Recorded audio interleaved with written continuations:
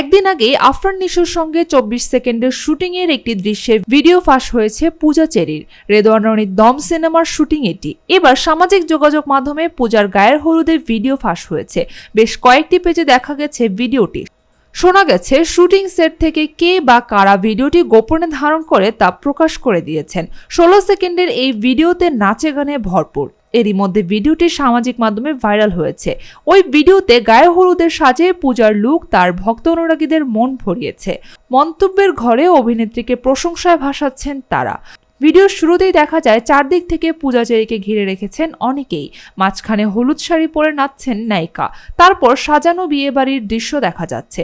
জানা গেছে পাবনার ভাঙ্গুড়ায় দম সিনেমার শুটিং চলাকালে ধারণ করা ওই ভিডিওটি সামাজিক যোগাযোগ মাধ্যমে ছড়িয়ে পড়ছে। সিনেমাটির নায়িকা হিসেবে পূজাকে দেখে একদিকে যেমন উচ্ছ্বসিত ভক্তরা, অন্যদিকে শুটিংয়ের ভিডিও ফাঁস হওয়াকে ঘিরে উঠেছে নানা প্রশ্ন। শুটিং চলাকালে সেখানে উৎসুক জনতার ভিড় ছিল চোখে পড়ার মতো।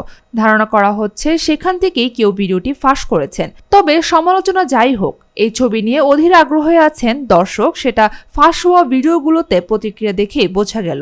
টানটান উত্তেজনা আর অ্যাকশনে ভরপুর এই ছবি নিয়ে আগ্রহ কেনই বা থাকবে না দর্শকের। এতে প্রথমবার একসঙ্গে দেখা যাবে দুই ডাইনামিক অভিনেতা নিশো ও চঞ্চল চৌধুরীকে। এই ছবি দিয়ে প্রথমবার বড় পর্দায় জুটি হয়ে আছেন নিশো ও পূজা।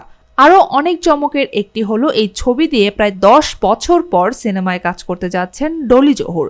সব মিলিয়ে বিগ বাজেটের সিনেমাটি মুক্তির পর ভালো সাফল্য পাবে বলে প্রত্যাশা সিনেমা প্রেমীদের।